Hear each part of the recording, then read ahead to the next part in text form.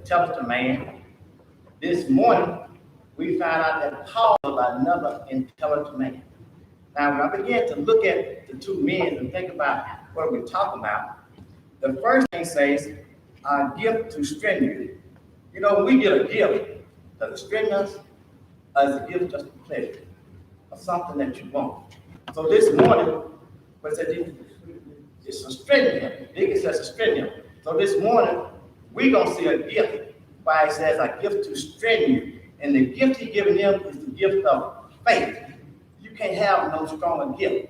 So what Paul is teaching them this morning, and as we begin to look at this gift he's talking about, and I began to think about it and look what he's talking about. So as I went on and continued to think about what he's talking about, then I looked at Paul. We know Paul was a very intelligent man. We also know that Paul has some issues in the beginning. And Paul, one of the issues that he persecuted the Christians. So as Paul went along the way, Paul had a change of heart and a change of mind through God. He had a conversion that he stopped persecuting the church.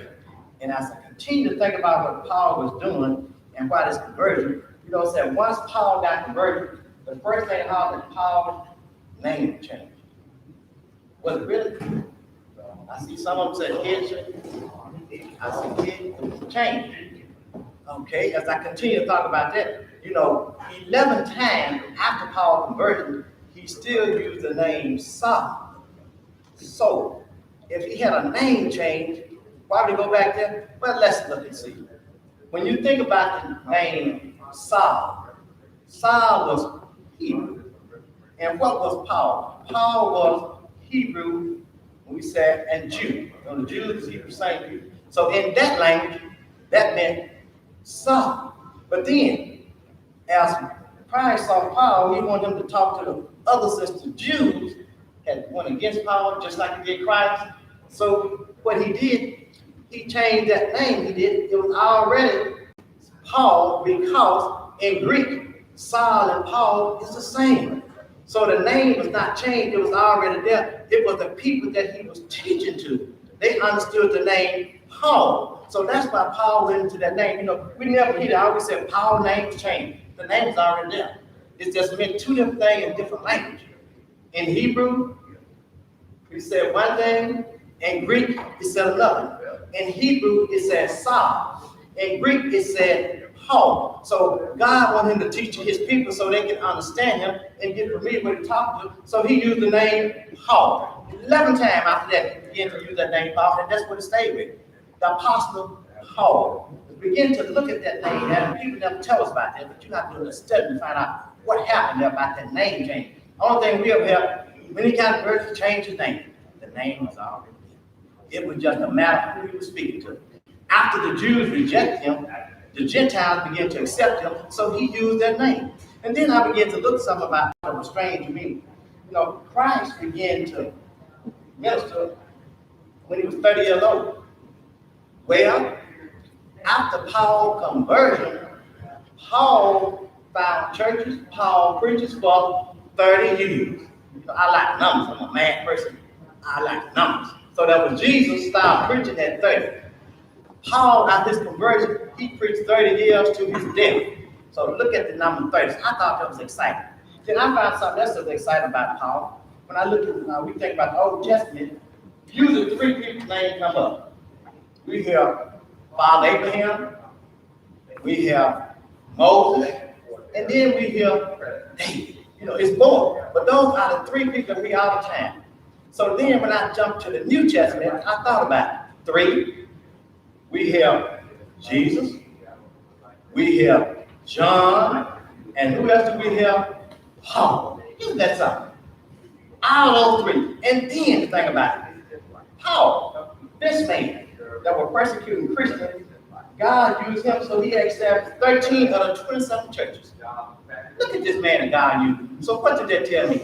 It tells me God can use anybody whenever he wants. Here's a man hated Christians, and all of a sudden he became the one who established churches. Now, as we begin to get in this lesson today, that was kind of exciting to me when I read about that, about this church in Rome, where Paul was writing to. So, and I told you in the beginning, that I finally found Union Road in the Bible. And you wonder, what is that man talking about he found Union Road in the Bible? Well, I'm going to let you know where I found Union Road in the Bible. And you think about, when I tell you that, you're going to say, show me. Here we go. The first thing says, our first topic, we have, thank you for the all in prayer. This end begin just like we begin every Sunday morning. What do we begin with? We begin with prayer. If you notice when Deacon Lionel is praying, does he pray for clouds there? The whole world. That's including everybody. He prays for the sick. He prays for the well. What is Paul right now doing? The first thing Paul began, he began with the what? A prayer. In that prayer, he began to thank God. That's the first thing we got to do. So we begin to thank God. Let's look at the first verse. What does it say, Rita? First, I thank my God through Jesus Christ for you all, that your faith is spoken of throughout the whole world. Right there. First, he want to thank God. Then he said that his faith is spoken throughout the whole world. Now that kind of dawned on me. How would Paul know that this church was spoken over the whole world? Well, this church was the center location. Rome was the center location of the market. So what it brought to my attention, if this was the center location, people from all over the world would come there. Now, not only would they come there, but when they get there, they would hear about this church, this Roman church that Paul was talking about. So that brought my attention. Out of the 7 churches of Asia Minor that John spoke of, I'm trying to find one like Union Road. And I found the church. What is the church? The Roman church. What are you talking about? It says this church was heard about all over the world. Think about Union Road. When we have funerals, we have people come from where? Oh, does that make sense? And also about this church here, Paul found out something about this church, that this church here was not like other churches. This church here believed in what they say. As the song said, practice what they preach. This church practice what they preach. That made me thought about Union Road. What are you talking about? You know, we always talk about Reverend Tyler preaching these different films, but who knows who's inside that church that's going to say it? The first thing when I get to class here, what I want to go? I want to go to Union Road. Because of what happened? They are doing what God said. What did Paul say? This church was mentioned all over the world. Then that brought another thing to my attention. We have virtue service. When you look at virtue service, who would listen to us? People all around tuned into Union Road. So didn't I tell you I found Union Road about? Here we are right here. Now you know what I'm talking about. We found it right here. All over the world, people listen to Union Road. When it started, all other churches was probably closed. But what did we have? Our doors were never closed because we went virtue. And going virtue, other people would listen to what we were saying. Every Sunday, I would ask Miss Tyler, what's our number? We was up in the Bible, Reverend Tyler book. That made it not only here, but where was that at? That was all around. Now, that makes sense when I told you I found Union Road. When we went to other churches in Asia Minor, you know, we had some of the lukewarm churches. Is that Union Road? But I finally found Union Road right here because of the things that we were doing. And the other thing I asked about our Sunday school, just forgot me. When I first started teaching, I would ask, Lord, would you let us have at least 100 people in our Sunday school? That was, I kept asking that. 10%, I guess you would say that. But what happened, sometimes when you ask God, you got to be careful what you ask God. Because God will deliver, not what you expect. I asked you to have 100. And what happened? Every Sunday morning we started. I was like, Miss Tyler, what we have? She said, we have over 200 people viewing us. So is that what I asked God to do? I did it. He did it. But he didn't do it the way I wanted. He did it the way he wanted through what? Through the pandemic. We still got that people that asked for 100 people. We had 200 people more sometimes viewing our Sunday school. So when I asked God, he delivered. Every Sunday, Reverend Tyler will have over 1,000 people viewing the church service. So what is that? That's how that message got all over the world. And that's what Paul was saying about him. This man, Tell him about this church. He heard everywhere he go. So I mean, everywhere Paul went, somebody was saying something good about the Romans. So what my question is, when everybody come here, somebody come here, when they travel, we want folks to say something good about Union Road. We want people to say Union Road is the light of the cloud city. That's what we want. When you want that and God delivered it, and look how he delivered. He delivered through Facebook. Let everybody see Union Road. So when people come here and want to feel him, where are we going? They want to Union Road. You know, we kick about that in our church. But what we doing? We're doing exactly what Paul said. When he told the people in Rome that everywhere he go, you hear something good about him. Now, isn't that good? That everywhere we go, somebody said, you know, I sure enjoy Union Road. What you think about that? That's good. That's what Paul said here. And then what the next verse tell us? Read it. For God is my witness, whom I serve with my spirit in the gospel of his Son, that without ceasing I make mention of you always in my prayers. What did he say? Every time he prayed to God about this church. Now, look what it said. He prayed without ceasing. And then he said, and God is my witness. Now, that kind of throw me out. How is God your witness? Simple. It says, when you get ready to pray, where do you need to go? In your secret what? Closet. And in your secret closet, who is there with you? God is right there with you. So what you doing? When you get in your secret closet and when you're praying, God is your witness there. So Paul was saying, every time that I pray, God would be my witness. What was his witness? He wanted to get to this church because he heard some of the good things that were taking place in this church. Isn't there something? We want people to speak about us the same way in this church. Talk some of the good things we heard about this church. And look what it said on the next verse. What it says. Making requests, if by any means now at length I might have a prosperous journey by the will of God to come unto you. Now here's one right here to go catch on.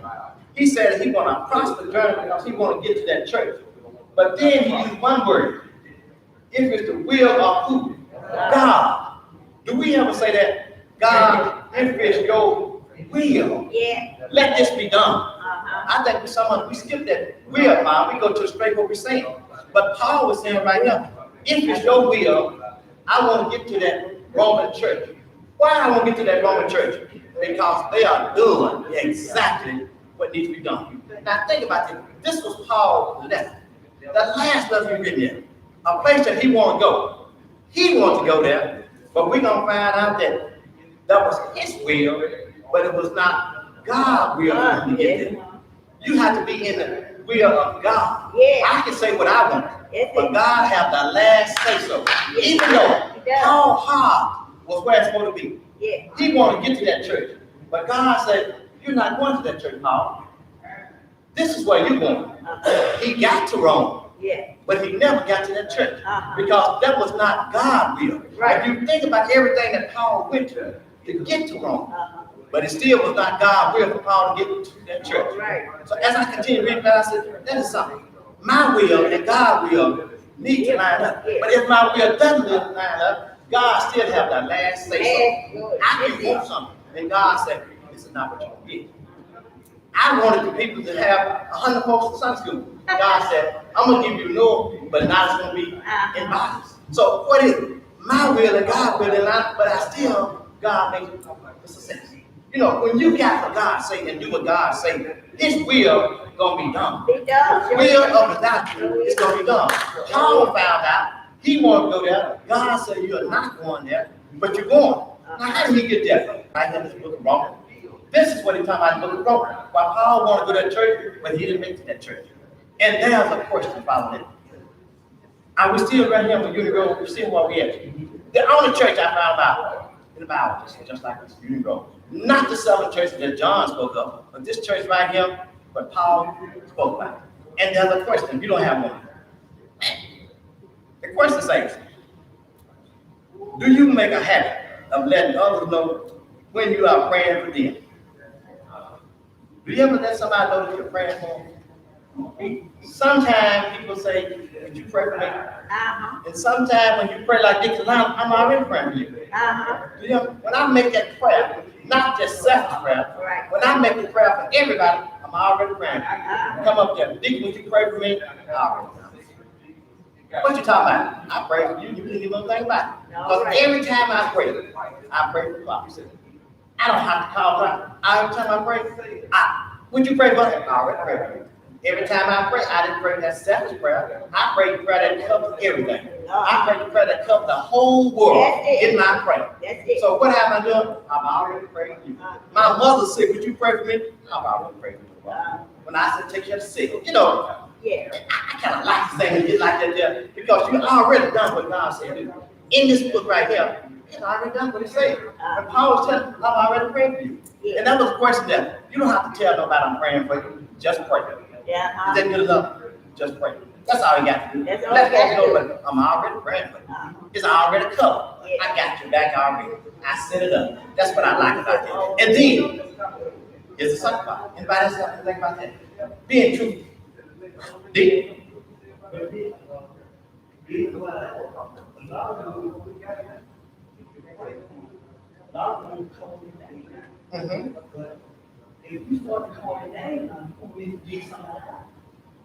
When you get to call the names, like you said, you leave somebody out. Deacon, I didn't hear my name called. I don't have to call your name. When I pray for the sick, and you sick, who they come?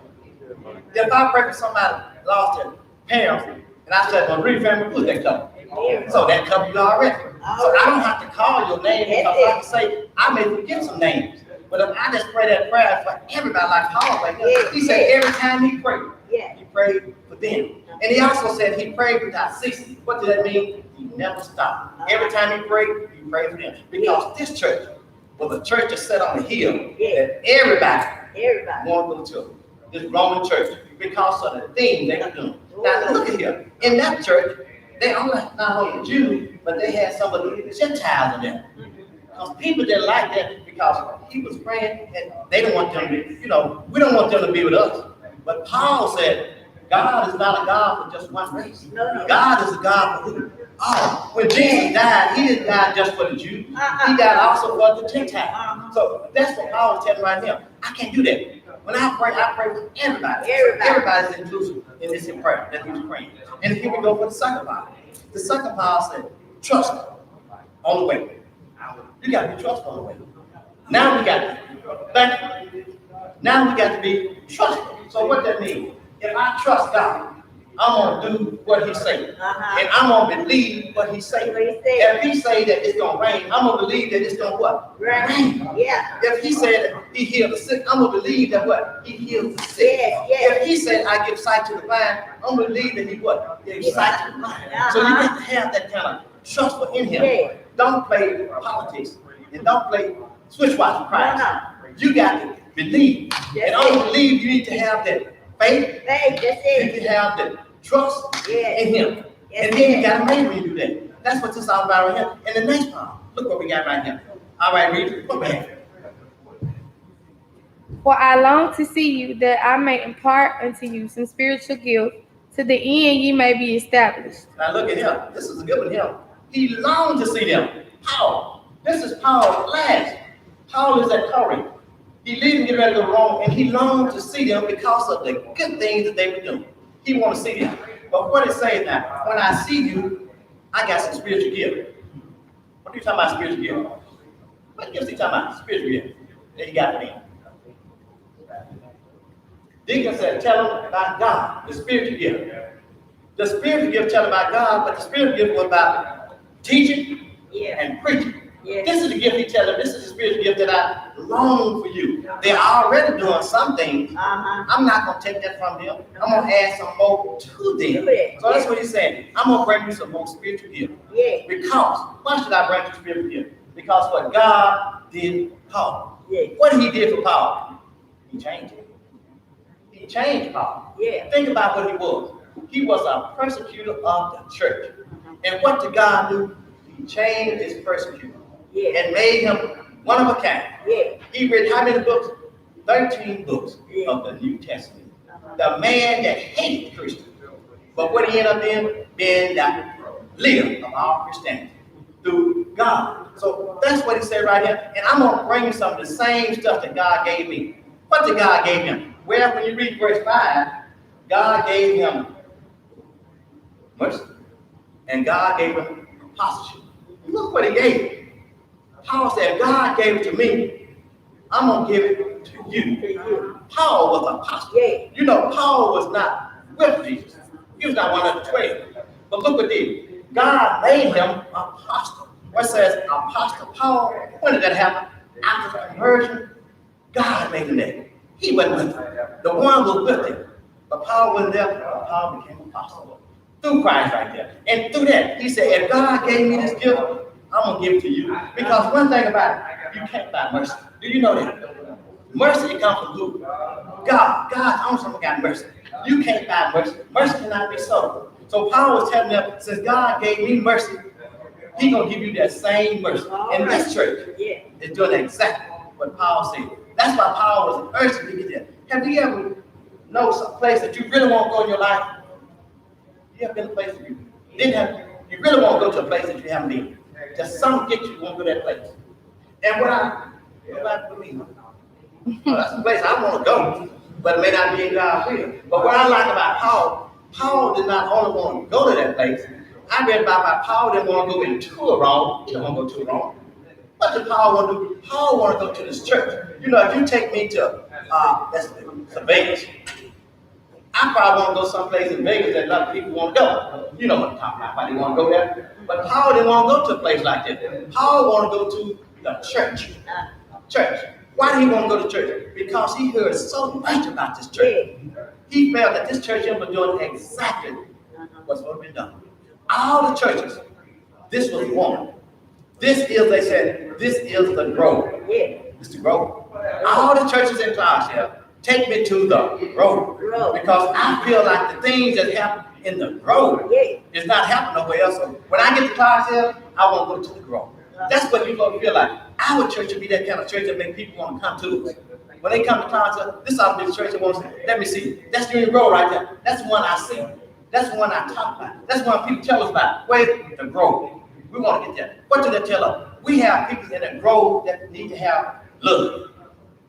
If we have love for people to come through that door, that's why people want to come to the grove. That love don't mean when you come through that door with your nose turned up. You don't want that kind of love. No. You want the love when people come through that door with a smile on your face. That's it. You want that love. I don't even know them, but I see that. That won't just come from you. That's what Paul said about this church here. And that's why I said I finally found you to grow. Because we want this same thing and we begin to grow the same thing. When everybody else was closed, the grove was open. Isn't that something? So what happened when funerals were nowhere else, they happened where? At the grove. People come all around to the grove. I'm not boasting about the grove. I'm just talking about how the grove goes along with this church and wrong. So what's the next thing? That is, that I may be comforted together with you by mutual faith, both of you and me. Now, when he said, I may be scheduled by mutual faith, what are you talking about? He's talking about their faith, and he's talking about what? His faith. So you put both of the faith together. I have faith that God will do what he said. You have faith that God will do what he said. So we're going to put both of those faiths together. Put them together. Mutual faith. I'm not going to change nothing. I just want to be with somebody that's on the same page. And I feel like that this church here is on the same page that I believe. That's what Paul said. Paul went through a lot to get here, but he still didn't make it there. He wanted to get there, but he still didn't make it. But he went through a lot to get there. And even doing all that, Paul had to do a lot of suffering. Some other thing went to Paul. And Paul didn't make it there. He got too close to it. Isn't that something? You get so close, but you can't make it. Paul got close to the church. And he still connected to the church. But what happened, he written this book. This is an epistle of Paul written to that church. But that mutual faith, because we both got the same thing. We have the same thing in common. When you marry somebody, what do you expect to have? The same thing in common.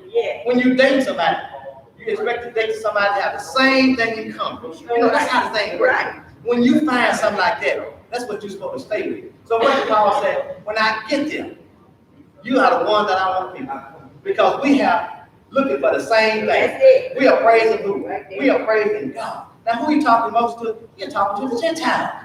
Because what happened? His own people had cast him out. They the one called him to get in prison. His own people there. But what happened? The Gentiles, they began to accept God. Think about that. The Gentiles, Greeks are the same folk. They accept God where the one that was God's own people rejected him. Think about it. Paul, he was a Pharisee. And And we know how the Pharisee is not God. But Paul, he was a Pharisee and he loved God. Isn't that how God changed that man's heart? Yeah. So God can change your heart Yes, he can. if you allow God to come into your That's it. heart. That's it right Paul, when he changed Paul never went back. Never think I read about Paul. No time to went back. When he was in prison, they kept him house arrest. When he was in house arrest, Paul still preaches. But what happened? Paul never changed. All the things Paul went through, he never go back. What happened to us? As soon as things get hard, what do? Go back to me. We go back to where we were. Go back to- Oh, I know God can do this thing. And then, if God do it for you and bring you back, it don't take long and something happen in your life, what you do, you go right back. What did Paul do? No matter what came up on Paul. Do you remember when the poison snake bit? Paul still sustained it and Paul came back. They beat Paul, Paul still stood up for God. Yes. Who beat Paul? His own people, the Jews. That's what Paul said, I'm a Roman, just like you are. That's how he escaped it. And then what I like about it, I got the preacher told King Agrippa, he said, you know, you almost made me a Christian. Has anybody ever told you that? You almost done something good to me in church. You know, you almost changed my life. Where if I almost, what would it take for me to most to do? So this is Paul saying here, I like Paul. No matter what he got, he still believed and trust God and keep on success. What the next one say? Now I would not have you ignorant, brethren, that oftentimes I purposed to come to you, but was let hitherto, that I might have some fruit among you also, even as among other Gentiles. Look what it said. I will not have you ignorant. What that mean? Unaware. I will not have you unaware of the word. But it says, oftentimes I purpose to come to you, but let him. Looks like I always got. He always want to go there, but some came up. What happened? When Paul started out going there, he got on the ship. What happened? The ship began to toss and turn, and Paul stayed somewhere for 3 days. Still couldn't get there. Every time Paul would almost get there, something would come up. But what happened? Paul never stopped trying to get there. You know, when things come on our way, what do? We'll stop. Stop the earth. When trouble come our way, we're going to soon back up our way. But Paul said, no matter what they put up on me, I want to get to this church. But that's the thing coming my way, but I'm still going to try. And I like what Paul said, if it's a God will, he's going to get there. So what that tell me, that was not God's will for Paul to get to that church. But he still got to that church because he read his book. This is a epistle Paul, and he got to the church. Not in person, but he got that through his writing. So God still allowed Paul to get there. You see how he works? When you say one thing, God said another. I want to go there. No, you're not. But you're still going there. Or your word going to get there. So what is it? How do we come out? You come out, here and come out what? The word. The word. Here's Paul's word right here. The word of Paul got right to that church.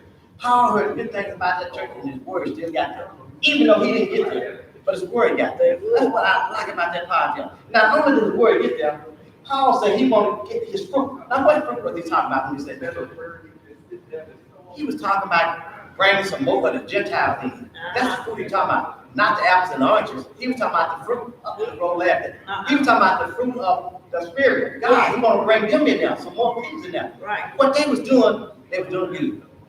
Paul didn't tell them, don't do this here. You know, they always told me, when you want to tell somebody something bad, the first thing you do, you need to tell them something good. Find something good about that person. You know your shoes sure look good. But then you tell them what you want to say afterward. But what do? Man, I wouldn't let them shoes nowhere. Then you gonna turn around and try to tell me something good? That's how we do. But you need to tell some person something good about themselves first. You may tell them your hairstyle sure look good. And then you tell them, I would bet it I would do. They probably accept it. But you come out, man, that hairstyle, tell them something good. They always tell that. When you're doing something with your children, tell them something good about themselves first.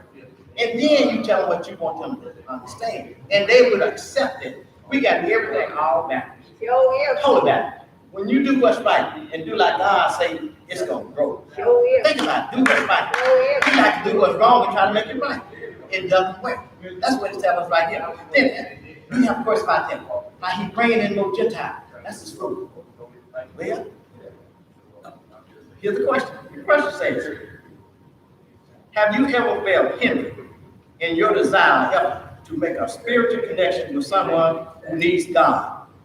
Did you give up, persevere, or wait for God to open the door? Have you ever tried talking to someone to bring them back to Christ? How did you do it? You said, but how did you do it? Well, I said something real crazy, and I really know how to have faith in God, such a time. And these people tell me, well, I ain't been doing no, I don't go to church, I do it. And like I said, we can't set it down alone. We gotta go to church to get the word, to know how to live in life, and Christ wants to live.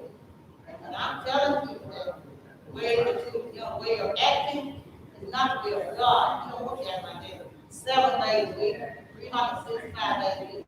You cannot first bring God at the same time. And I feel like if I'm a light and people see that light shining, That's when right. you come to somebody right, Uh-huh. they gonna accept what you say Yeah, when you're right. right. But if you are saying that you're right, Say that. and they see you out here cursing and clowning, Oh, that's then you it. look around and see you, excuse me, Dick. How you gonna tell me something? You sure tell the truth there. You need to live that life in That's right. all the time. That's So right. let's go right back to what I said about we need to live the life so people can see us. What church you belong to? Yes, yes. Good, bro. Oh yeah, I hear good things about that church. We don't need to live like that. What church you belong to? Unigro. You belong to Unigro? And that's where you at? I don't get no problem with Unigro. Paul was telling them that you need to be what? You need to be the light. That's If it. Unigro gonna be the light, we need to be shining in all time. All the I time. need That's to it. shine when you don't even see me. Somebody needs to have some good things to say about you. Yes. You don't even have to be around you to say something good about you. Right. And what do that do? That reflect our church. Yeah. If somebody's saying something bad and constantly saying something bad, that's reflect our church too. Yeah. If I'm out here cussing and clowning, that's gonna reflect our church too. The first thing you're gonna say is what? What is up high teaching the folks? Is that what they're teaching them? Is that how you're supposed to act? We don't want that. We want what Paul said right here. I heard all good things about this church. That's all we want to hear. I hear good things about it. That was what I said right there. So it says, did you preserve or wait for the God to open the door? Now, did you wait for God to open that door? Or did you just go ahead and forget about it? You know, we are so bad about writing things off. We write out church off. When they do wrong, we just write them off. So suppose God write us off. If he write us off, you never get to heaven. Because you said he already written off. But we don't mind writing things off. Why? That's just the way we are. But then we need to be like Paul. When God changed you, Yes. you need to be what? Changed. Yes. You don't want no 90 degree. Uh-uh. He want that whole thing. Yes. A 300-degree turn. Yes. That's what we got to do. But we want to play half of it. Uh-uh. We can't do that. And here's the last part. Can't do it. The last part says, truthfully, All of it. do not stray. Truthful, do not stray. We want to stray. But what it says there? Read it.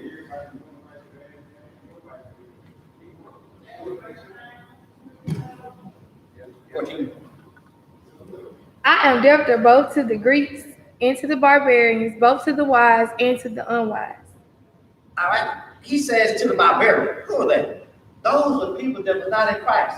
But he still said he was in what? In debt to them. What was his debt? That debt that God let him have. That mercy. I'm in debt to you, barbarians. I'm in debt to bring you to Christ. There was some Greeks out there. There was some Gentiles out there that need to be brought to Christ. So Paul said what? I'm in debt to bring you to Christ. That's my job. When God gave me mercy, when God let me be apostleship, my job was to bring you to Christ. Yeah. When we say that we are a Christian, our job is to bring somebody to Christ. Yeah. So no matter, you can get out and talk to a person, talk to them in the right way. That's right. When you talk to them in the right way, they'll see that the light shines. They say, That's I think I it. want to go that way. That's it. But you got to be able to do what you say do. And stand what God tells you to do. Make sure that you make that change. That's it. But I hear what Paul was telling them. And then look at the next verse and tell us. What does it tell us on the next verse? So, as much as in me is, I am ready to preach the gospel to you that are at Rome also. Now, he did not tell them to stop doing what you're doing. What he said, what's in him, I am ready to preach the gospel also to you. Because what Paul felt, they were already getting the word. Didn't come in to change his word. He just come in to add more to this word him. What he was saying that there. Is it in me? I want to let you know the same thing in you that's in me. And what 16, we can do 16 and 17 together. For I am not ashamed of the gospel of Christ, for it is the power of God unto salvation to everyone that believeth, to the Jew first, and also to the Greek. For therein is the righteousness of God revealed from faith to faith. It is as it is written, the just shall live by faith. Look here. I am not ashamed of the gospel. How many of you folks are ashamed of God's word? That's what he's saying. Paul said, I am not ashamed of the gospel. How are you not ashamed, Paul? He got beat. Yeah. He got thrown in prison. He got scorned, and he still stayed with God's word. How far would you go to be in God's word? How far, when things get rough, do you still stand? Are you ready to turn back? In this life, it's going to be some rough days. But as long as you know that you got God, you never turn back. But the problem is, we don't know where we have God. Because we've been so flaky. We've been so fake that we don't even know when we have God. When you know you got God, whatever you put up on me, I can stand it. The lies that you put on me, I can stand it. Whatever you talk about me, I can stand it. Whatever happened in my life, I can stand it. You know, anything happened in my life, I can stand it. Why can you stand it? Because I got who? I got God on my side. When I got God on my side, there's nothing he can't do. How you remember that? Paul talked about him. There's nothing he can't do. Because he got God on his side. Paul went through some stuff to get there. And then the other part about that, what you read, I kind of like that part. It says salvation. Salvation is not just for the Jews. Salvation is not for the Greeks. Salvation is for who? All that believe. So Paul was telling them, let them Greeks come on in this church. Let them come in here. Because this is for everybody. God didn't die, we said in the beginning, for just one race. He died, Jesus died for all of us. So let them come in. What the Jews said, we don't want them barbarian blood. They not fit. You know, we get that a lot. Our race is not fit. Don't you hear that all the time? We're not fit. But then again, Christ don't worry about our race. Christ died for who? All of us. Black, blue, green. He died for all of us. So Paul was telling the same thing. Don't worry about them barbarians. Let them come. Because if they believe that Jesus died and rose, that's all that counts. It doesn't matter. His first said, I brought it to the Jews. They didn't accept it. So now I brought his word to everybody. And the Gentiles accept his word there. And then as I read the other part, which he said, well, therein is the righteousness of God. God wants somebody to have that righteousness. And with that righteousness, we revealed from faith to faith. And this is written by faith. What just? Everyone. Everyone that believes and trusts God should live by faith. He didn't say no particular race. He said the just should live by faith. That includes all of us. So all we got to do is what? Believe that God will do exactly what he said. The promise he made out there, he still making the same promise. He hadn't changed because he said he changes not. Who changed? We changed. God never changed. He was the same yesterday. He's gonna be the same tomorrow. And he's gonna be the same forever. All you got to do is just believe and trust what God said. Paul was trying to get that church out. That's why I told you in the beginning that Union Grove, I found in the church. Right here. This lesson taught us all about the growth. So whenever you need to find a growth, you tell them, we're the church in Rome. Look at Rome, that's us. The Union Grove Church. How do you think about that then? Did you find it? I told you I could tell you about that. And I'm sitting down because I told you about the growth. I told you about the Roman church.